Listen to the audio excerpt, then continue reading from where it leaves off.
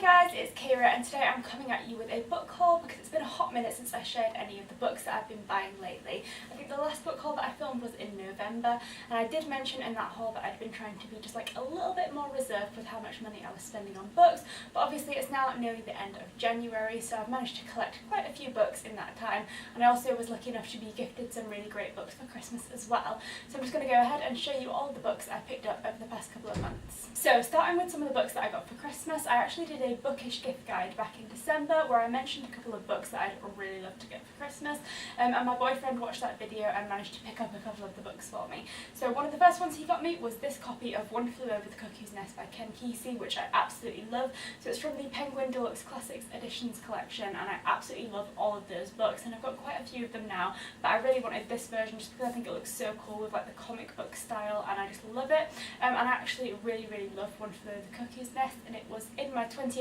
favourites video, so I'll pop a link to that in the description if you want to hear some more of my thoughts on it. But yeah, because I love the book so much, I just really wanted like a cool cover of it, because the one that I had that I read for uni was just quite a boring one, so I was really happy to get this and add it to my collection. And the other book that Jay got me was this copy of Frankenstein, which is also in the Penguin Deluxe Classics edition, and it was absolutely gorgeous. Again, I love like the comic book style, and I've probably mentioned before, but Frankenstein is up there with one of my all-time favourite books. It is possibly my favourite book of all time. I absolutely love it, and I got quite a few copies of Frankenstein by this point, but I really wanted this one just because I love the Deluxe Classics so much, and I just really wanted another cool copy of Frankenstein to add to my shelves. And then the next book that I got for Christmas was from my mum, and she got me this copy of The Crimes of Grindelwald, which I absolutely love. I think the turquoise cover is just so beautiful, especially with like the gold writing. I just think it looks gorgeous. I'm not sure when I'll get around to reading this because, to be completely honest, reading screenplays isn't something that I find particularly easy to do, because I just find it a little bit harder to get into than like a traditional like prose text, but I'm definitely going to leave it on my shelf because it looks gorgeous and I'll probably get around to it at some point. So moving on from Christmas presents, but sticking with the Harry Potter theme, I bought new versions of The Philosopher's Stone and The Chamber of Secrets.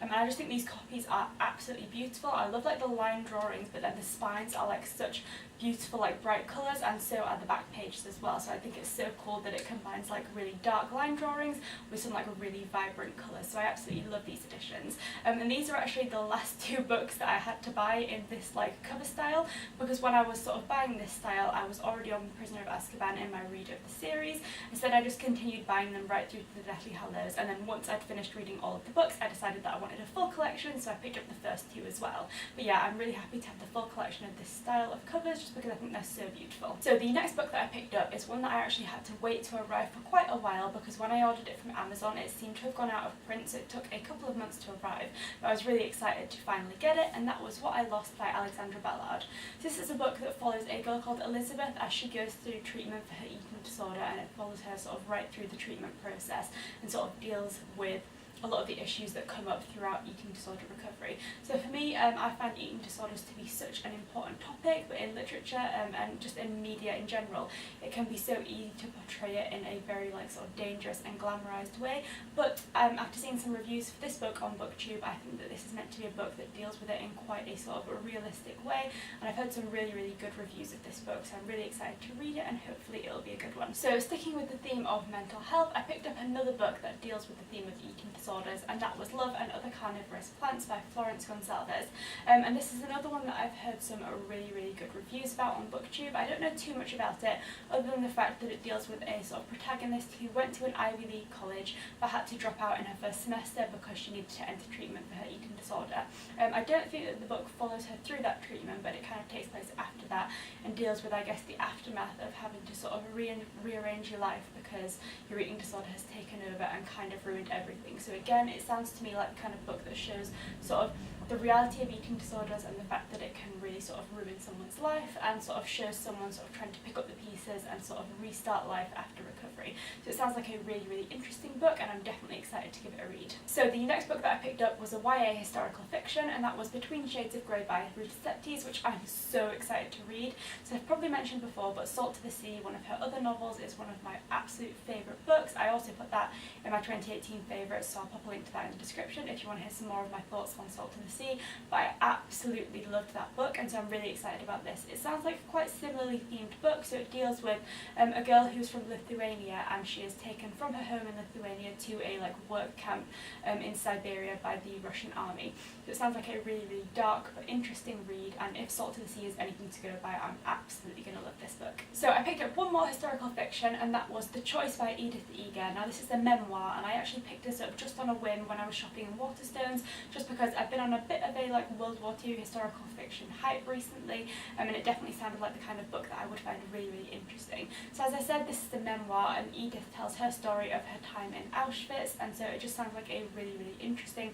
and moving story that I'm just really, really interested to read, because I think all sort of memoirs and stories about the Holocaust and World War II are just really, really interesting. So next up, I took some inspiration from the 2018 Goodreads Choice Awards and decided to pick up The Outsider by Stephen King, which I believe won the horror category this year. So this book sounds really, really interesting, and I've only ever read one Stephen King book before, which was The Shining, and I absolutely loved that, so I definitely wanted to sort of delve into some more of his books, and seeing as this one won this year's award, I thought it would be a great place to start. So as far as I know, this book is basically a paranormal whodunit story, which basically takes place in a small town where a horrific murder has taken place. And there is a lot of evidence to suggest that a certain person has done this crime, but then there is also a lot of evidence to support this person's alibi, and so it starts to become a really, really tangled up in figuring out exactly how this person could have been in two places at once. So yeah, as I said, I absolutely loved The Shining and wanted to read some more of Stephen King's books, and I thought this would be the perfect one to go into just because it sounds so interesting. So at the beginning of January, Jay and I took a trip to Paris just for a long weekend, and although obviously the Eiffel Tower and everything is really cool, the place that I was most excited to go to was actually the Shakespeare and Company Bookshop, just because who wouldn't be excited to go there? It's such a cool place. So I went there and it was amazing, everything I could have hoped for, but I had to be quite restrained with what I bought because the bookshop was so expensive, especially compared to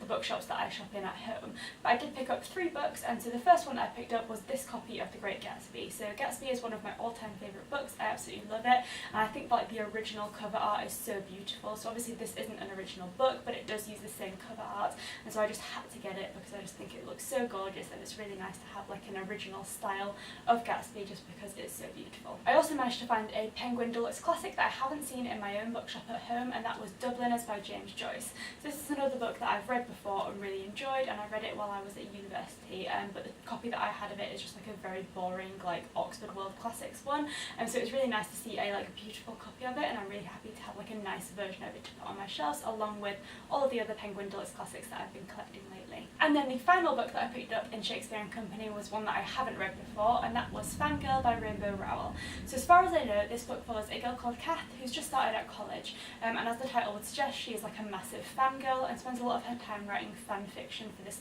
really popular character called Simon Snow. But basically that is as far as my knowledge of this book goes. And the reason I wanted to pick it up was because I've only ever read one Rainbow Rowell book before, which was Eleanor and Park, which I read for the Booktubeathon back in July last year. And I absolutely loved Eleanor and Park, and after I read that I said I was definitely going to pick up some more Rainbow Rowell books because I just loved her writing style so much, and then basically I never got around to it. So when I saw this book in Shakespeare and Company, I thought it was a sign that it was finally time to get around to some more Rainbow Rowell, and so I picked this one up, and I'm hoping that I really, really enjoy it. And then not quite a book, but I did pick up one other thing from Shakespeare and Company, which was this tote bag, which I was super happy about just because I don't like to buy any plastic bags just because there's just no need for them, and so having tote bags is always really, really handy, and having one that's from a cool bookshop is great and will be really, really useful for any future book hauls. So moving on to the last couple of books that I picked up for this haul, I finally jumped on the hype train and picked up The Cruel Prince by Holly Black, which I've heard so many great things about, and I just really wanted to see what the hype was all about. So this is a book that's very different from anything I would usually read because it's a YA fantasy, and I don't really read too much fantasy. But this book follows a girl called Jude who is a human or a mortal living in a fairy universe, and it's sort of showing her struggle to find her place within that world that she doesn't really fit, and that's basically all I know about this book so far. So it sounds really, really interesting, and as I said, although it's different from anything that I would usually read, I've heard so many great things about this, everyone loves this book pretty much, so I really wanted to just see what the hype was all about and hopefully love it as well. And although I've already said that it's not something I would usually pick up, I've put a lot of faith in everyone's reviews of The Cruel Prince, and so I've already bought The Wicked King, even though I haven't even read The Cruel Prince yet. So I'm keeping my fingers crossed and hoping that I actually do really, really enjoy The Cruel Prince, because then it means I can jump straight onto The Wicked King and just get completely immersed in the world of fairy and hopefully really, really enjoy enjoy the series, which is what I'm hoping, because as I said, everyone's reviews are so good that I have complete faith that I will really enjoy it, and I'm hoping that this might even open my eyes to a new sort of genre that I don't usually read. So hopefully I will enjoy both of the books in that series. So those are all the books that I've been buying lately, so let me know in the comments below if you've read any of the books that I've picked up and what you thought of them, and if not, let me know what you've been buying lately. Thanks for watching, I'll see you next time.